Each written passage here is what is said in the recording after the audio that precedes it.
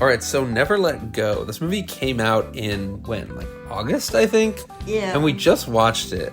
The movie stars Halle Berry. She plays a woman named Mama who lives with her two kids, Nolan and Samuel, in the woods, and they all have to stay in this house. They can't leave because, according to Mama, there's this evil surrounding the house. So they all have to stay attached to these ropes. If they leave the house, they can't go off the rope or else this evil will be able to get them. And a good point of tension in the movie is the boys are not sure if the mom is just simply making this up or if there actually is this evil in the woods. And it really is great for tension. It kind of makes you think, who can you trust? And that's the concept. And I remember going to see, like, Speak No Evil. I think actually not that movie. I think we were seeing movies, like, over the summer, horror movies. Like, maybe Long Legs, and they showed trailers for this. And I was always kind of thinking, this looks kind of like A Quiet Place. I always thought it looked really good, and I wanted to see it. I think they even mentioned that it was from the guys who made Stranger Things, because Sean Levy produced this through 21 Laps. I forgot about that. And I think it said from the director of The Hills Have Eyes, Alexandra Aja. He's a great director. He did High Tension. And I think the thing with this movie that I was so excited for is because, like, if you've seen High Tension, that has, like, a good twist ending. This movie has some really interesting concepts, but I feel like it never really, like, fully commits to that. It's pretty boring. I was waiting for, like, it to happen, and then it happens. It's like when you're listening to, like, a song and the beat's about to drop and you're like, this is gonna be so sick, and then you're like waiting and then it's the most mid drop and you're like, damn. Yeah, I really, like, wanted to like it. It just isn't that memorable. Like, at the moment when you're watching it, there are definitely entertaining moments in this movie, but I do think it takes a while to get there, and it kind of suffers from that thing where it feels like a very small movie. Like, you can tell Halle Berry is probably the most expensive part of the movie. They cast her. They had two other actors. Some small actors appear throughout without giving much away, but it's mostly, like, set at this... Jenna, you want to explain what the movie's about? It's about... No, you explain it. All right, so this mom lives in this cabin with her two kids. They Is basically she mentally live in... ill, though? Is she? That's one of the questions that the movie asks. But yeah, it basically follows this mom who lives in this cabin with her two kids, and they have this rope, which is another weird concept. I kind of do like it. They have to always stay attached to this rope. They can't... Never let go. Exactly. If they leave the house, they have to have the rope attached to them. And you're kind of thinking through it, is the mom... Because she's telling the boys if they let go of this rope, this evil will grab them outside of their house. And you're kind of wondering... But they can't see the evil, only the mom can. Which is a really good concept. And you're thinking, like, is this... It kind of gave Good Night Mommy vibes. I don't think you saw that. No. But that movie has a similar thing where they're wondering if the person is actually their mom or if she's like an imposter. But, yeah, what were you saying about the movie before I interrupted? It's...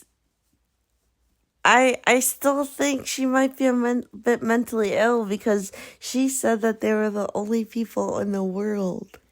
See, that's kind of what I wanted the movie to go that route. Just the route of, like, the 10 Cloverfield Lane situation where you have a character who you think, are they telling the truth? Are they lying? But then maybe there is something else, and the movie just didn't really, like, fully commit to either of those things, which I didn't like. Yeah, it legit did it. And then, like, it leaves them on a cliffhanger, kind of, and you're like, is that a cliffhanger? Yeah, exactly. Like, you never really get to fully defeat the evil, which is one issue. I think if the boys had kind of, like, worked together and overcome it, it would have been good. But as it is, it just kind of ends a little ambiguously. And also, with the world still being intact, it wasn't really, like, a big reveal. Like, the world is still intact because it's like the whole time you kind of thought the mom was either making this all up and it was all in her head, or or there actually is this demon. But it's kind of both. And it just isn't as satisfying when it's both. I really wish they'd kind of found one like angle to go. Like, maybe the mom was crazy.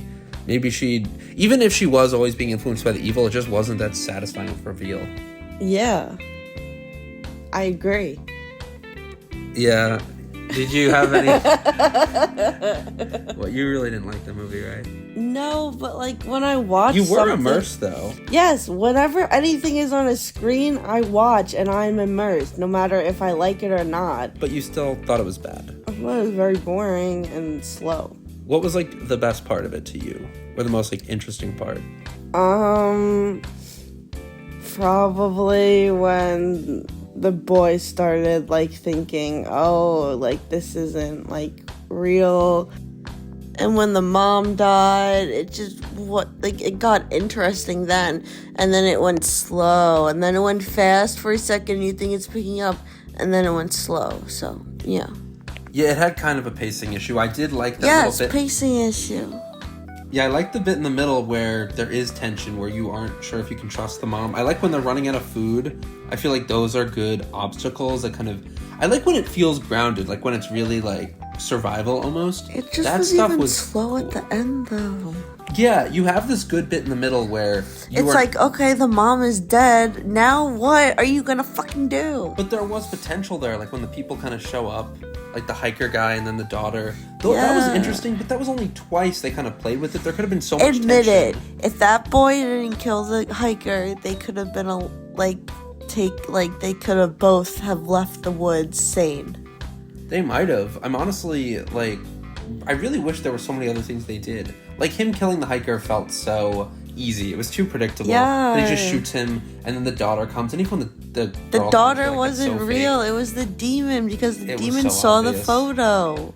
And that ending shot with the, boy with the demon on his arm, it's just so... I don't know. Stupid. It just feels... And then the dog. What happened to the dog? Oh, yeah, they pretty much forget about the dog for, the last half. So then they just show a shot of him, running away.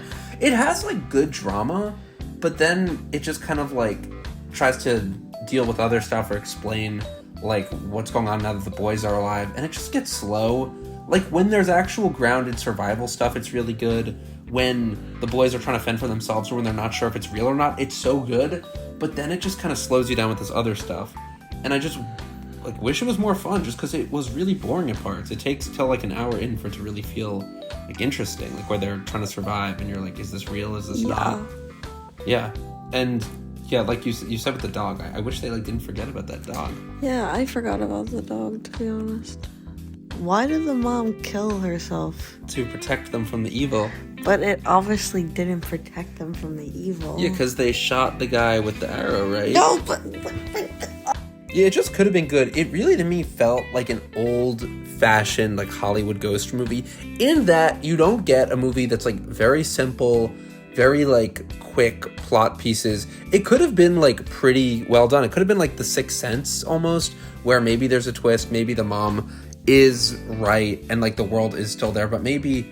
the demon has just been after her the whole time. Maybe that's actually what happened in this movie. It seriously confused me, the end. If it had just stuck to one road and, kind of committed to that, she's crazy, and then maybe, a little extra twist. Yeah, didn't they say you can only stay on the road or something? What happened to that? Why did I think... You're thinking of, Agatha Long. No, why did I think that you said they have to stay on the road? And I was about to be they never even used the road except... Okay, never mind, you meant rope. Yeah, but I know they could have... I like the imagery of the road, though. I was actually wondering if they really were, in the present, where people are yes in, when they show the highway, I'm is a truck gonna go down? And they did a good job playing with it, where you see the hiker. It just needed to be quicker. It needed to have... I really like the concept here. I just wish it was more clear. It was the Babadook mixed with some survival, mixed with Goodnight Mommy. Pick a side, right? Pick a side. Yeah, just be grounded and creepy, and then maybe at the end have a small supernatural twist. But I feel it's kind of forgettable to me already, because that weird scene where the boy's in the box and the mom gives birth to the monster, or the monster comes out of her. It was just so we just don't need to see all that. I just wish it had been... That was a letdown, too. One way or another. Anyway, that's... the demon coming out for the first time. Yeah, it looked like a snake. And I know they mentioned that, but I don't get why it's a snake. Letdown. Yeah. It was just a very mid horror film, honestly. You can do a lot better. Worse than mid. No, it was mid, yeah. It was pretty mid, because I mean, yeah, I don't like to just throw those words around, but I do feel it could have been better. It was entertaining at parts, but it was just too slow and just took too much time, and I just would have rather it been way memorable. I'm not gonna think of that ending and be that was a great ending, or be that I almost said Speak No Evil. I keep thinking it's called that. I'm never gonna be Never Let Go is a masterpiece. Yeah. What would you give it out of 10? Out of 10? 30? What? A 3.5. That's like pretty low, but I guess maybe a 5 for me. Fuck you. No, 5 you don't point- give it a 5. You don't give it a 5. You give it a 3.5. Okay, maybe a 4, honestly. I don't know. That It 5 was is way too serviceable. high for you. I know. It was like, it did the job at parts where it kind of makes you want... 3.5, 4. Honestly, a 3.5 is just so low, but I'm like, maybe a 4 or a 5, honestly. I really... Not a 4. 5. A 4. Maybe a 4. I think we're going to 4 territory. 4.5. Anyway, let me know what you guys think of Never Let Go if you agree. It's a perfect movie to watch on digital. Or if you haven't watched it, if you plan on watching it, let us know after listening to our review if you are pro watch it or pro never touch it. Like the rope in the movie. Never let go, guys. Never let go. Never let go. But yeah, it's worth checking out if you want like a okay horror movie to watch. But yeah, I'm glad I didn't I wish I saw it in the theater. I love seeing everything in the theater, but I'm fine just seeing it on digital. So guys, thanks so much for watching. Let me know what you guys think. I'm a demon. And also, it just makes me think, going back into Smile 2, how Never Let Go really has this boring visual and sound design. Like, compared to Smile 2, right? That movie has really creepy sound design and effects. The visual language of the movie is also very tense. Never Let Go is just so boring by comparison. It has this very old-fashioned design. It's just, you've seen designs like this before. It's not that unique. It honestly is reminiscent of Speak No Evil, just the rustic cabin. And the sound design, too, is just boring as well. Like, they play Big Rock Candy Mountain. There's a part at the end, like, where the record player is distorted. And you've seen that in so many movies, right? Where, like, the record player starts to distort, and it's supposed to be creepy, it slows down. But, like, it's so cliche. That's basically it. This movie doesn't commit to being, like, one or the other. If they had done the 10 Cloverfield Lane approach, and maybe she was crazy the whole time, it would be good.